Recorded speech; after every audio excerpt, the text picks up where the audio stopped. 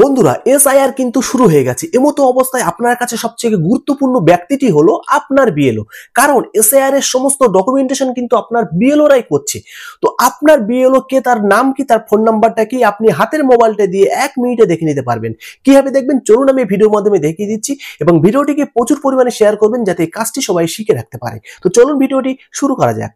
বন্ধুরা, এই কাজটি করার জন্য আমরা প্রথমে গুগল ব্রাউজারটি ওপেন করব। ওপেন করার পর এখানে সার্চ করে লিখব নো ইওর পোলিং বুথ। এটা লিখে সার্চ করার পরে প্রথম যে ওয়েবসাইটটি দেখতে পাচ্ছেন একদম প্রথমে ওই ওয়েবসাইটটিতে ক্লিক করবেন। ক্লিক করার সঙ্গে সঙ্গে এমন একটি ইন্টারফেস চলে আসবে। এখানে কিন্তু আপনাদের প্রথম যে ঘরটি দেখতে পাচ্ছেন ওখানে আপনার ভোটার কার্ডের ইপিক নাম্বারটা দিতে হবে। আমি আমার ভোটার কার্ডের নাম্বারটা এখানে দিয়ে দিলাম। দিয়ে দেওয়ার পরে নিচে দিয়ে দেখতে পাচ্ছেন যে ক্যাপচারটি আছে, ওই ক্যাপচারের লেখাগুলো আপনাকে সেম টু সেম, বড় হাতের হলে বড় হাতের, ছোট হাতের হলে ছোট হাতের, সেম টু সেম আপনাকে লিখতে হবে। আমি লেখাগুলো এখানে দিয়ে দিচ্ছি। দিয়ে দেওয়ার পরে নিচের দিকে সার্চ বলে যে অপশনটি আছে ওখানে ক্লিক করবেন।